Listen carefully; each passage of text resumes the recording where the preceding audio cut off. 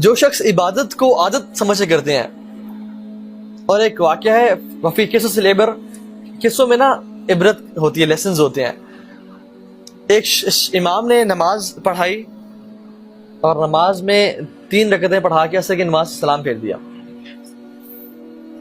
تو سب لوگ خاموش رہے، پہلی صف، دوسری صف، تیسری صف سے ایک بندہ کھڑا ہوا، امام صاحب آپ نے 3 رکعتیں پڑھائی ہیں. کہتے ہیں یار پہلے دونوں صف بالکل خاموش ہے، آپ کیسے کہہ رہے ہیں؟ کہتے ہیں امام صاحب میری 4 دکانیں ہیں، میں روزانہ عصر کی نماز میں ہر دکان کا حساب کرتا ہوں. آج پریشانی ہے کہ میری ایک دکان کا حساب رہ گیا، میری دکان ہی چھوٹ گئی. آپ نے کیا کیا؟ آج میری دکان رہ گئی ہے.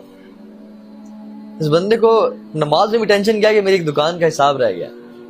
اس طرح سے مجھے پتا چلا. اور سبحان اللہ ہماری نمازیں دیکھیں انفارچونیٹلی کیسی ہیں کہ اگر امام بھول جائے تو ہم کہتے ہیں ہم کہاں تھے. نماز کے شروع میں ہم نماز میں ہوتے ہیں اور سلام پھرتے وقت نماز میں ہوتے ہیں، بیچ میں ہماری روح اور ہماری سوچیں کہاں کہاں ہوتی ہیں واللہ تعالی عالم.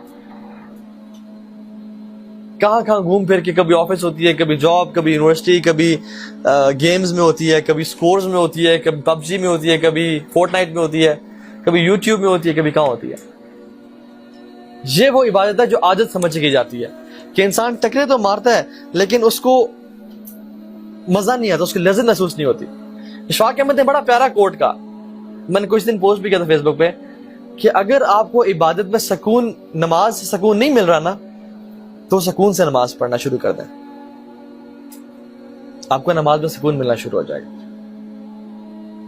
اور عبادت، بلکہ سبحان اللہ سفیان بن عیینہ کہتے ہیں کہ جو شخص عبادت کی عزت نہیں کرتا وہ عبادت کا حق ادا نہیں کرتا.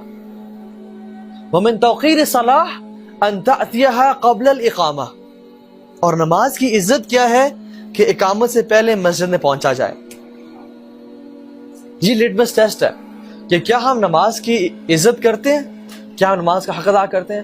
اگر میں حق ادا کرتا ہوں تو میرے لیے ٹیسٹ کیا کہ میں اقامت سے پہلے مسجد میں آتا ہوں یا نہیں آتا، یا آخری صف میں یا آخری رکعت میں مل رہا ہوتا ہوں. ومن توقیر الصلاۃ ان تأتیها قبل الاقامہ، نماز کی عزت کیا ہے، اس کی تکریم کیا ہے کہ اقامت سے پہلے نماز مسجد میں پہنچا جائے. ایک صحابی رضی اللہ تعالی عنہ اپنے بیٹے سے کہتے ہیں کہ آپ نے فرض نماز ہمارے ساتھ پڑھی؟ تو انہوں نے کہا جی. تو کہتے ہیں ادرکتا تکبیرۃ الاولیٰ، کیا آپ نے تکبیر اولیٰ پائی ہمارے ساتھ؟ تو انہوں نے کہا نہیں پڑھ سکا میں. تو صحابی کیا کہتے ہیں، ان کی فہم کیا ہے قرآن و حدیث کا؟ کہتے ہیں اگر آپ یہ تکبیر اولیٰ پا لیتے تو یہ آپ کے لیے 100 سرخ اونٹنیوں سے بہتر ہوتی. 100 ریڈ کیملز، ایک تکبیر اللہ آپ کے لیے 100 ریڈ کیمل سے بہتر ہوتی. اچھا let's put things into perspective. ہمیں کیا پتا اونٹ اور سرخ اونٹ، ہمیں تو اونٹ نہ دیکھے نہ کبھی سفر کیا. سرخ اونٹ جو اس زمانے میں تھا، it was very prestigious thing. جیسے آج آپ کسی کے پاس لیمبورگینیز ہیں نا یا بگاٹیز ہیں، I'm not talking about Mercedes or Audis یا BMWs کیونکہ وہ نارمل ہے. I'm talking about high end cars, luxury cars, maybe a private jet as well. یہ وہ چیزیں ہیں جو سرخ کیمل سے آپ اس کو تشبیہ دے سکتے ہیں. تو امیجن کسی بندے کے پاس 100 لیمبورگینیز ہوں، 100 بلیک لیمبورگینیز ایک بندے کے پاس ہے. اب صحابیہ کہہ رہے ہیں تمہارے لیے ایک تکبیر اولیٰ 100 لیمبورگینیز سے بہتر ہے. Just to make you understand. لیکن ہم لوگ کس طرح سے تکبیر اللہ چھوڑ دیتے ہیں کیونکہ ہمیں احساس ہی نہیں ہے. امام شافعی رحمہ اللہ جو ہے وہ نماز شروع کرتے رات کو، اور نماز پڑھتے پڑھتے نا کہتے ہیں کہ میری رات گزر جاتی ہے اور فجر کی اذانیں انہیں شروع ہو جاتی ہیں کہ مجھے احساس ہوتا ہے کہ میں تو نماز پڑھا تھا اور نماز کس طرح گزر گئی. سبحان اللہ. یہ نماز ہے جو عبادت سمجھ کی جاتی ہے. کہتے ہیں کہ میں ساری رات اللہ اکبر کرتا ہوں اور نماز پڑھتا رہتا ہوں حتیٰ کہ فجر کی اذانیں ہونے شروع ہو جاتی ہیں. اور ہم لوگ سبحان اللہ نماز کس طرح چھوڑ دیتے ہیں. کوئی پروجیکٹ آیا، اسائنمنٹ آئی، نماز چھوڑ دی. اللہ کے میرے صحابی کو کہا تھا کہ اے میرے صحابی فرض نماز کبھی نہ چھوڑنا. ان قتلت او حرقت، چاہے تجھے کاٹ دیا جائے یا تجھے جلا دیا جائے، تو نے فرض نماز نہیں چھوڑنی. عبداللہ بن ام مکتوم نابینا صحابی ہیں، اور بزرگ صحابی ہیں اللہ کے نبی کے پاس عذر لے کے آئے, ایکسکیوزز لے کے آئے, یا رسول اللہ مجھے مسجد سے عذر دیں کہ میں گھر میں نماز پڑھ لیا کروں, مجھے گھر میں نماز پڑھنے کی اجازت دیں. اللہ کے نبی نے کہا کیا عذر آپ کے پاس؟ کہا یا رسول اللہ میں تو نابینا ہوں, میرا گھر مسجد سے بہت دور ہے اور مجھے لانے والا کوئی نہیں ہے, مجھے رخصت مل سکتی ہے؟ تو انہوں نے کہا کہ حل تسمع ندا, کیا آپ اذان سنتے ہیں؟ تو انہوں نے کہا جی یا رسول اللہ, اذان کی آواز تو مجھے آتی ہے. تو انہوں نے کہا پھر آپ پہ فرض ہے مسجد میں آ کے نماز پڑھنا. صحیح مسلم کی روایت میں 3 ایکسکیوزز ہیں, اور روایت میں 3 اور ایکسکیوزز ہیں جو کہ انہوں نے بیان کی. فرمایا یا رسول اللہ میری گھر اور مسجد کے بیچ میں کانٹے اور درخت اور جھاڑیاں ہیں, میرے گھر اور مسجد کے بیچ میں جانور اور درندے ہیں, مجھے ڈر لگتا ہے کہ میں آ رہا ہوں تو مجھے کہیں وہ اپنا نوالا نہ بنا لیں. اور تیسری چیز, میرا بڑھاپا میرے اوپر چھا گیا ہے, میں اتنا بوڑھا ہو چکا ہوں, انی کما ترانی, میں ایسا ہی ہوں جیسے آپ مجھے دیکھتے ہیں, means I am so weak and meek, مجھے اجازت دیں کہ میں گھر میں نماز پڑھ لوں. تو اللہ کے نبی نے پوچھا کیا آپ کو اذان کی آواز گھر تک آتی ہے؟ تو انہوں نے کہا جی یا رسول اللہ اذان کی آواز تو آتی ہے. کہتے ہیں پھر آپ کو نماز مسجد میں جا کے پڑھنی پڑے گی. سبحان اللہ, 6 ایکسکیوزز.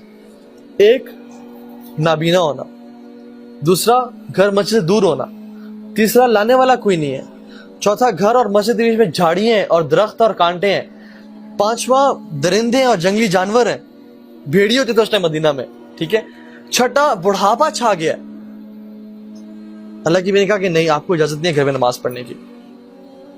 مجھے اب یہ بتائیں کہ ہم لوگ اللہ تعالیٰ کے سامنے کون سا 7واں عذر پیش کریں گے کہ اللہ ہم تو گھر میں نماز پڑھ لیا کرتے تھے. جب ان صحابی کو اجازت نہیں ملی تو ہمیں تو چھینک آتی ہے, ہم گھر میں نماز پڑھ لیتے ہیں. ہم تو واٹس ایپ پہ میسیجز دیکھ رہے ہوتے ہیں تو ہماری گھر میں نماز ہو جاتی ہے. ہم تو رینڈم ویڈیوز دیکھ رہے ہوتے ہیں اور دیکھتے ہیں کہ وہ نماز ٹائم تو گیا, چلو اب گھر میں پڑھ لوں گا. اللہ اکبر, ہم کہاں کھڑے رہے؟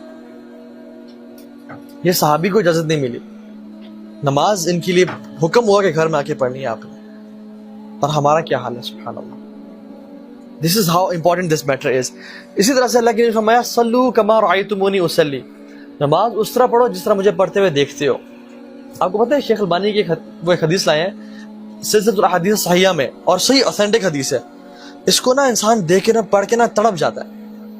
ایک شخص ہوگا جو 60 سال کا ہوگا, 70 سال کا, سوری, ایک شخص قیامت کے دن اللہ کے سامنے آئے گا اور وہ 70 سال کا ہوگا, تو اسے نماز کتنے عرصے پڑھی؟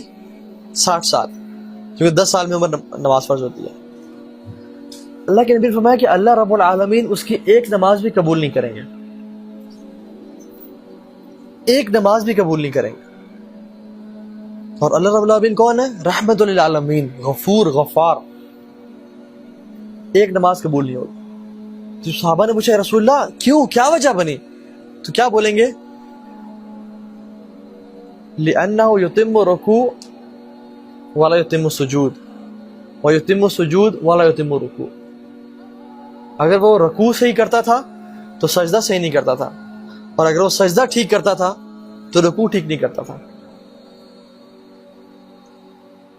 رکوع میں ابھی پورا کھڑے نہیں ہوئے, سیدھا کمر سیدھی کی نہیں, اپنے آپ کو اسٹریچ نہیں کیا جو صحیح طریقہ ہے, فوراً سے سر اٹھا لیا, اور ابھی سر اٹھایا نہیں, پورا سیدھا کھڑے نہیں ہوئے, فوراً سے دھڑل زمین پہ گر گیا.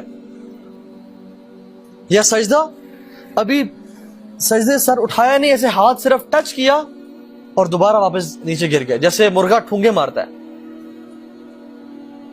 اس طرح کی آج کل نمازیں ہو چکی ہیں ہم لوگوں کی.